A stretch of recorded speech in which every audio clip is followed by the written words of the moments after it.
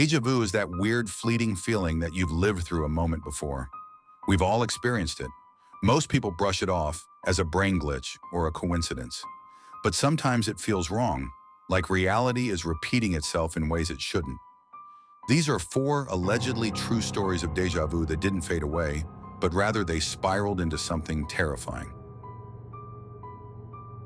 I don't usually talk about this with people because of how insane it sounds, but something happened to me back in 2017 that made me question not just my sanity, but the structure of reality itself. I was living in a pretty dingy apartment complex in central New Jersey, a three-story brick building that probably hadn't been renovated since the late 80s. The kind of place where the hallway lights buzzed faintly and every door had chipped paint and mismatched locks. I lived there with my roommate Nick, who worked security night shifts for a warehouse just outside of town. Most nights I had the place to myself. It was a Thursday night in early February when I came home a little later than usual. I remember walking up the stairs and getting hit with a smell I hadn't smelled in years. Burned rubber mixed with some kind of citrus cleaner. That smell triggered something in me, this strange and sudden memory that felt like it belonged to someone else. As I walked down the hallway, the feeling of déjà vu hit me like a sledgehammer. Not just a flash of familiarity, but an overwhelming sensation that I had lived this exact moment before in precise, granular detail. I stopped about 5 feet from my door and froze. I knew what was going to happen next. The light above me would flicker twice. A woman from downstairs would yell something muffled and then laugh. Then at the far end of the hallway, something heavy would fall.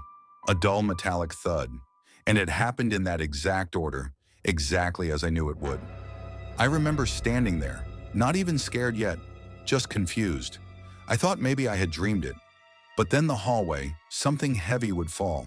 Time I was watching TV, eating leftover Chinese food, and suddenly I knew the scene I was going to play before it happened. The lines of dialogue, the background noise, even the timing of a phone buzz from my nightstand.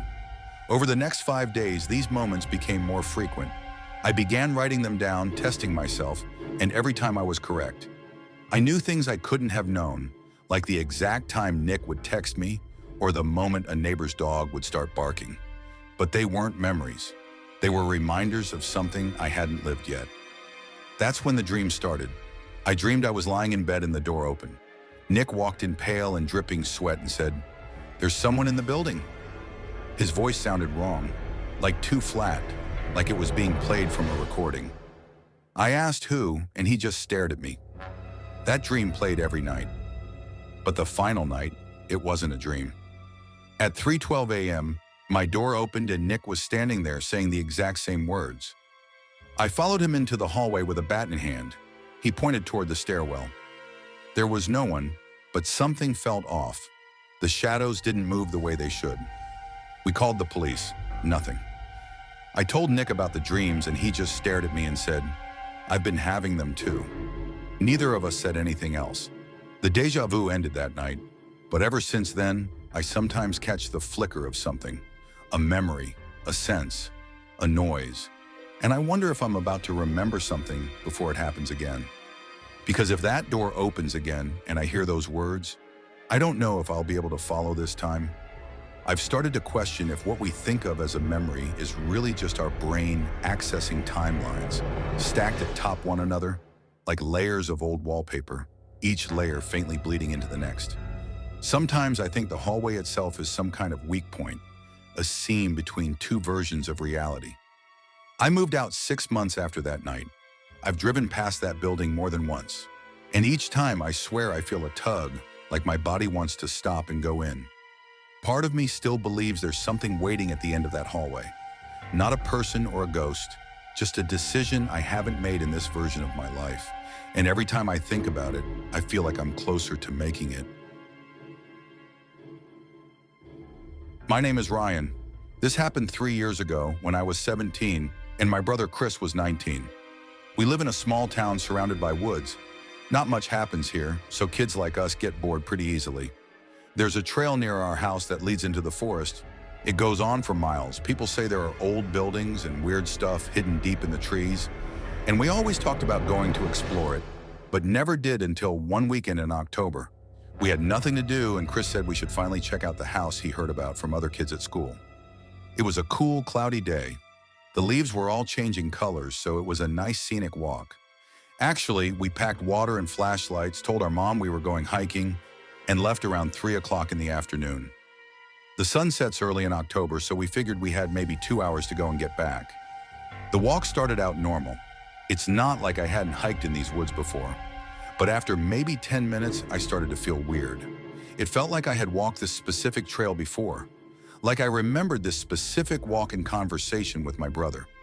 Even when we found a broken fence post on the trail, I felt like I remembered that exact moment. But I had never been down this trail before. I was sure of it. Chris was ahead of me, talking about something random, but I didn't really hear him at this point. I kept looking around and everything felt too familiar. I knew there would be a thick tree with a big hole in it near the side of the trail, and 5 minutes later, we passed it. I didn't say anything out loud like I've experienced déjà vu before. This time, it just felt weirdly more intense. The deeper we went, the more memories came back. I started to remember a house, a 2-story house with green paint peeling off and a broken front step. I saw it clearly in my head. I remembered a broken window on the top floor and dead vines going up the side, but I had never seen this house before in real life. I didn't say anything to my brother yet, though.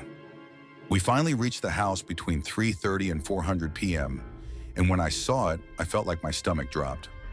It was the same exact house I was picturing in my head, down to just about every last detail. I just stared at it while Chris kept walking toward the porch. I wanted to turn around and leave. In that moment, I actually started questioning if I had seen this house before, even though I was almost positive I hadn't. I asked Chris if it felt familiar to him, and he acted confused and said no. Then he asked what I meant. I told him straight up I felt a weird sense of déjà vu of this exact moment. I didn't want to chicken it out though, so we kept going. The front door was cracked open, indicating we weren't the first to have the genius idea of exploring this place. Chris pushed it open slowly, and it made a long squeaking sound as it opened. Inside, it smelled like what you'd expect a long, abandoned house to smell like. And the silence in there was almost deafening, like it felt heavy on my ears. We stepped inside, and there was broken furniture, old wallpaper peeling off, and a staircase going up on the left side of the room. We looked around the first floor for a while. There was a kitchen with no lights, a living room with a fireplace, and a hallway with one closed door at the end. The whole time it felt like someone was watching us. At least to me it did. Chris made a comment that the place is kind of creepy, and I couldn't agree more. Then I said something without thinking. I said, "I remember being here before." Chris stopped walking and just turned to me and said, "What do you mean?" I didn't even mean to say it. The words just came out on their own. I repeated myself. I said, "I remember this place, the kitchen, that hallway, even the fireplace. And I remember a woman upstairs." Chris's response was one you'd expect, an automatic assumption that I was trying to add to the creepy atmosphere and freak him out. I told him straight up, "I'm not trying to scare you. I just have a weird memory of being here and someone being upstairs." I could tell it did creep him out a bit, but I mean, in a setting like this, it isn't hard to freak people out. We stood there for a econ. Then we heard a noise, a soft creak, like a floorboard being stepped on. They came from upstairs. Chris looked at me, and I looked at him. We didn't say anything for a few seconds. He dared me to go upstairs and check it out. I said absolutely not, and advised we get out of there. He somehow convinced me to play rock, paper, scissors to see who would go up there and check out the upstairs. I lost, but I still refused to go up there. Chris still would rather go up there than to leave the house right then. As he walked up the stairs, each step creaked. I followed behind, but I stayed at the top of the stairs while he walked toward the room where the noise had seemingly come from. It was the last room on the right. The door was slightly open. He reached out and pushed it open more. I couldn't see what was inside from where I was standing, but Chris saw something in there. He froze, and then out of nowhere, he screamed and almost shoved me down the stairs. He yelled, "Bud, run!" And we flew down the stairs and out the front door. We didn't stop running, not even when we reached the trail again.